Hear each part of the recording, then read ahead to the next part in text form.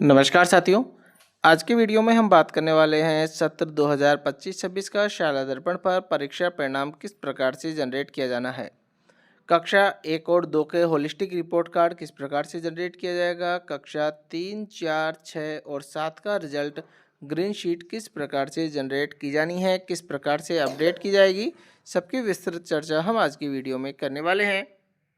शाला दर्पण पर विद्यालय लॉगिन करने के बाद में आपको जो परिणाम की टैब आती है उस परिणाम के टैब में आ जानी है और उसमें सब टैब परीक्षा परिणाम प्रविष्टि पर आपको क्लिक करना है, जिसके अंतर्गत आपको समेटिव असेसमेंट एंट्री ऐसे एंट्री दिखाई देगी, जिस पर आपको क्लिक कर देना है। यहाँ से आपको सेशन बाय डिफ़ॉल्ट सेलेक्ट है, क्लास यहाँ से आपको 1 और 2 में सेलेक्ट कर लेनी है।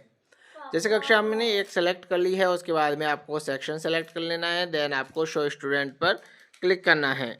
आपको यहाँ पर संबंधित कक्षा के सभी विद्यार्थियों के नाम यहाँ पर दिखाई देंगे और उनके सामने SA1, SA2, SA3 दिखाई देंगे।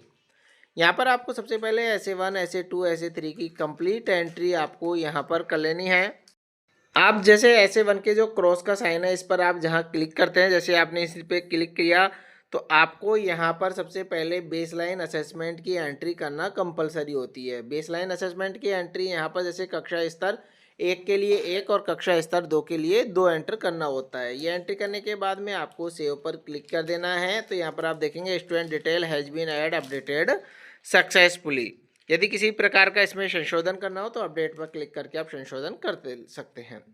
इसके बाद में आपको सेलेक्ट ऐसे पर यहाँ क्लिक करना है। जैसे आप इस पर क्लिक करेंगे तो यहाँ पर आप देखेंगे शैक्षिक गतिविधियों में आपको SA1, SA2 और SA3 3 टर्म दिखाई देंगे, और जबकि सहज शैक्षिक गतिविधियों में SA1 और SA3 2 टर्म यहाँ पर आपको दिखाई देते हैं। आपको एंट्री यहाँ पर इन पांचों ही ऐसे की करनी होती है। जैसे हम SA1 को यहाँ पर सबसे पहले समेकित योगात्मक आकलन को लेते हैं, इसको सेलेक्ट करते हैं। उसके बाद में आपको सब्जेक्ट का चुनाव कर लेना है, देन आपको गो पर क्लिक कर देना है। जैसे हम इस पर क्लिक करते हैं तो यहाँ पर जो शैक्षिक गतिविधियाँ होती हैं तो उनमें तो आपको कक्षा स्तर और ग्रेड का ही यहाँ पर फिल करना होता है। फिल करने के बाद में आपको सबमिट पर क्लिक कर देना होता है। इस प्रकार से आपको SA1, SA2 और SA3 की यहाँ पर एंट्री कंप्लीट कर देनी है। इसके बाद में बात आती है सह शैक्षिक गतिविधि आकलन की, जो SA1 और SA3 दो ही है। SA1 हम पहले कर चुके हैं, SA3 का फिलहाल ऑप्शन चालू नहीं हुआ है। जैसे ही आपको चालू हो जाता है तो आपको यहाँ पर इनकी एंट्री भी करनी होती है। जब तक आप इस SA3 की सह शैक्षिक गतिविधि की यहाँ पर एंट्री नहीं करते हैं तो आपका यहाँ पर जो होलिस्टिक रिपोर्ट कार्ड है वो जनरेट नहीं होगा। जैसे ही हम सह शैक्षिक गतिविधियों का ऑप्शन यहाँ पर सेलेक्ट करते हैं तो विद्यार्थियों की जो सामाजिक भावनात्मक विकास, स्वास्थ्य शारीरिक है, तो इनकी सारी यहाँ पर आपको ग्रेडिंग मार्क करनी होती है। जैसे ही हम इनकी ग्रेडिंग फिल कर देते हैं तो आपको यहाँ पर सेव पर क्लिक कर देना है। होलिस्टिक रिपोर्ट कार्ड जनरेट होने से पहले आपको ध्यान ये रखना है कि विद्यार्थियों की जो मासिक उपस्थिति होती है, उपस्थिति विवरण वो शाला दर्पण पर भरे गए कार्य दिवस और माहवार उपस्थित रहने के आधार पर स्वतः प्रदर्शित होंगे। तो इसलिए उनकी जो उपस्थिति है मासिक प्रविष्टि सबसे पहले वो कंप्लीट कर देनी है। साथ ही साथ बेसलाइन प्रविष्टि है वो कक्षा अनुरूप भरना भी अनिवार्य होगा। जब आप इनके SA1, SA2, SA3 की एंट्री कंप्लीट कर देते हैं तो इनके सामने राइट टिक कुछ इस प्रकार से आ जाता है। इसके सामने एक्शन में आपको व्यू और लॉक दो ऑप्शन दिखाई देते हैं। तो आपको यहाँ पर लॉक का जो ऑप्शन है इस पर यहाँ क्लिक कर देना है। क्लिक करने के बाद में कुछ इस प्रकार से लॉक्ड दिखाई देगा और आपको इस प्रिंट पर क्लिक कर देना है। आपका जो विद्यार्थी का जो होलिस्टिक रिपोर्ट कार्ड है 4 पेज में ये है यहाँ पर छपकर आएगा, जिसमें आगे और पीछे का प्रिंट कुछ इस प्रकार से होगा और बीच के जो 2 पेज हैं वह कुछ इस प्रकार से होंगे। अब जब आप इनका प्रिंट लेते हैं तो यदि आप कलर प्रिंट ले रहे हैं विद्यार्थी का तो ये ध्यान रखना है आपको बैकग्राउंड ग्राफिक्स में आपको चेक मार्क पर टिक कर देना है। और यदि आप इसे बैकग्राउंड ग्राफिक से चेक मार्क हटाना है तो आपको यहाँ पर ब्लैक एंड जो वाइट प्रिंट लेते हैं जो सिंपल आपका होता है उसको आपको चेक मार्क यहाँ से हटा के आपको प्रिंट लेना है। विद्यार्थी की ग्रेडिंग से प्रतिशत निकालने का तरीका कुछ इस प्रकार से है कि यदि विद्यार्थी की ग्रेड A आती है तो उसके अंक भार 10 हैं, B ग्रेड के अंक भार 5 है, C ग्रेड के अंक भार 1 है। अब हिंदी विषय में यदि कुल संक्रियाएं 7 है तो उन 7 संक्रियाओं में यदि विद्यार्थी के A ग्रेड जो 3 बार प्राप्त हो रही है, यदि B ग्रेड 2 बार प्राप्त हो रही है और C ग्रेड 2 बार प्राप्त हो रही है तो उसकी हिंदी विषय की जो औसत ग्रेडिंग है 3 गुणा 10 प्लस 2 गुणा 5 प्लस 2 गुणा 1 भाग 70 और गुणा 100, तो अर्थात यहाँ पर विद्यार्थी की प्रतिशत यहाँ पर 60% कुछ इस प्रकार से आ जाती है। अब यदि विद्यार्थी की यहाँ पर देखेंगे ग्रेडिंग में 0 से 40% पर सी ग्रेड है, 41 से 70 पर बी ग्रेड और 71 से 100 पर यहाँ पर ए ग्रेड है। और ग्रेडिंग का अर्थ यहाँ पर समझा रखा है और ग्रेड को यहाँ पर स्टार के रूप में प्रदर्शित कर रखा है। यदि सी ग्रेड विद्यार्थी की है तो उसे 1 स्टार है, यदि बी ग्रेड है तो 2 स्टार है और ए ग्रेड है तो उसके यहाँ पर 3 स्टार है। तो अर्थात इस प्रकार से आपको यहाँ पर स्टार का मतलब भी निकालना सीख लेना है। कक्षा 3 और 4 की बात करें तो 3 और 4 के लिए आपको जो शिक्षक ऐप के नाम से जो टैब दिखाई देती है, उस टैब पर आपको क्लिक करना है और वहाँ पर आपको इन कक्षाओं का जो रिजल्ट है वो आप वहाँ से डाउनलोड कर सकते हैं। प्रविष्टि करने की बात करें हम 3 और 4 की, तो आपको वही परिणाम के टैब में जाना है और वहाँ पर जो समेटिव असेसमेंट है वहाँ पर आपको ऐसे 1, ऐसे 2 और ऐसे 3 की प्रविष्टि की जानी है। ऐसे 3 में ध्यान रखना है कि इन विषयों के साथ साथ आपको स्वास्थ्य, शारीरिक, कला शिक्षा, कार्यानुभव विषय के ग्रेड भी आपको बनने होंगे।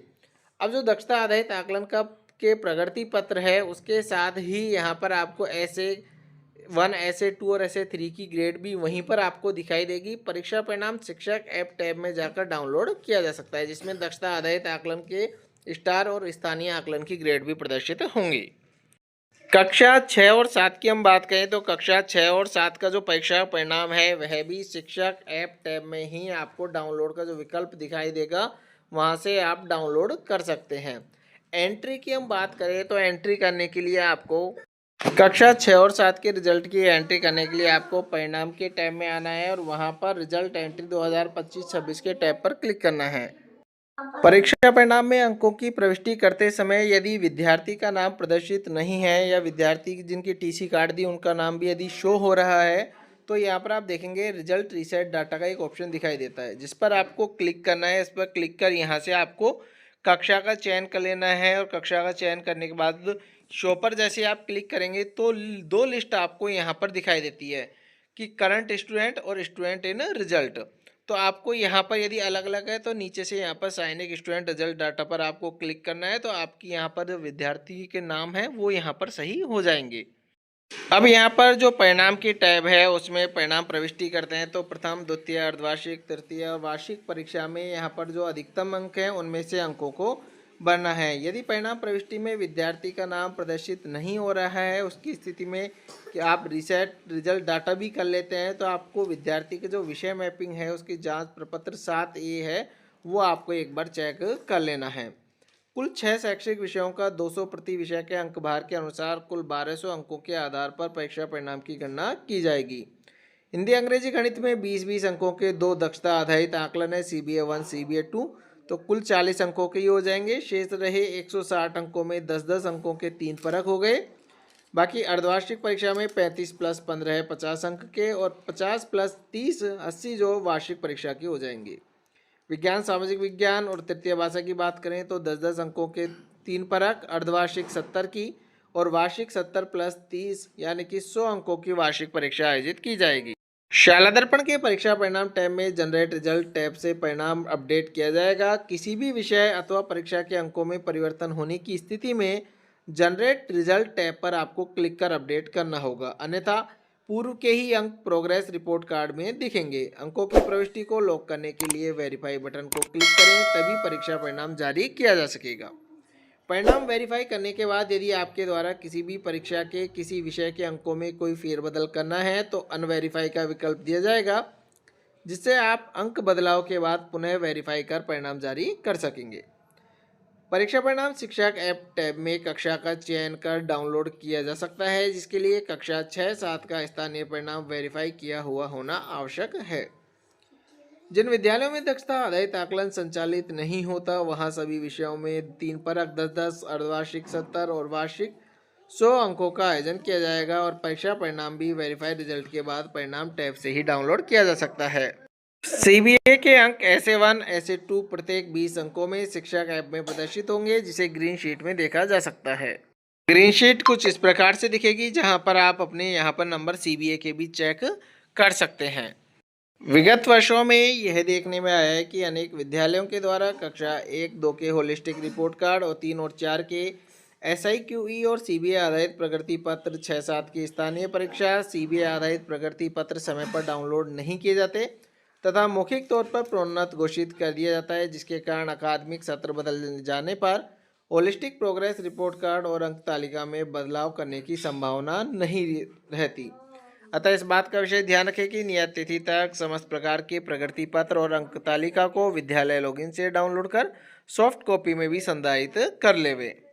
सत्र बदल जाने के बाद में किसी भी प्रकार के संशोधन की संभावना नहीं है। तो आज की वीडियो में इतना ही। धन्यवाद।